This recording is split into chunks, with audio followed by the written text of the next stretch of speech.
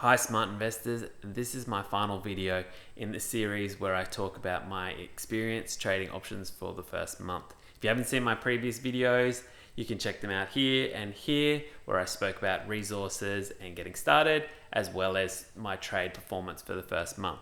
This video will cover everything that I have learnt so far and things that I think you should be aware of if you're looking to start getting traded in options. All right, let's do it.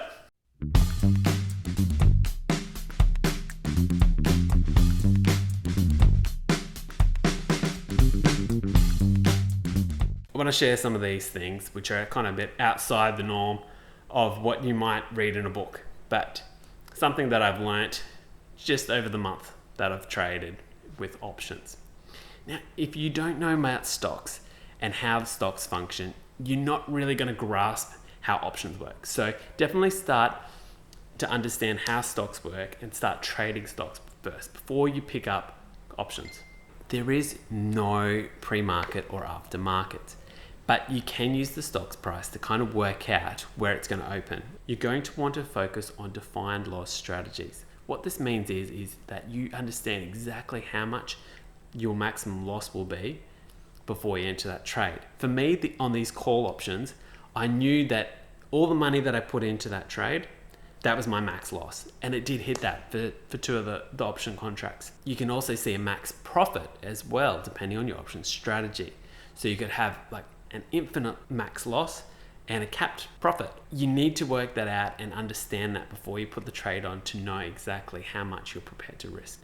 Delta is a very important thing to understand, and it's a vital connection that coordinates your option to your stock price. What this means is that if the stock moves $1, whatever the delta is will be how much your option contract increases by. So let's say the delta was 0.50. That means that every dollar the stock goes up, your options contract will go up 50 cents. I would avoid using naked contracts. Whilst it gives you maximum leverage and possibility of maximum profit, you can lose it all, and if not more. One of the interesting things that I found with options is the probability of profit. This is something you don't really see in stocks at all. Although Tastyworks do have a probability of profits for stocks, a lot of brokers that I've used, they don't have this. And basically what it does is a whole heap of calculations based on the stock movement, how well the stock has performed, its moving averages, a whole heap of things to create this probability of profit, which means that upon expiration, you will be 0.01 cent in the money in profit. Okay, so you could then utilize this element for your stock trading as well. Even if you don't trade options, you can still use the probability of profit to kind of work out where the stock will be at what time in the future. Of course, this is not 100% correct. It's more of an estimate, but it helps to add to your case of where you think the stock price is going to go to. My belief is to focus on monthly expiration contracts. It gives a wider time to be successful in your trade. And this is also what most people trade, the monthly expiration contracts. There's also weekly and quarterly. I found that the weekly contracts, which was for the two contracts that I lost 100% of my money on, they were the most volatile and the biggest risk. To see the open interest, you can see exactly how many people have an open position on that contract, which I found to be pretty useful as well to see, is this a good contract to be taking out on?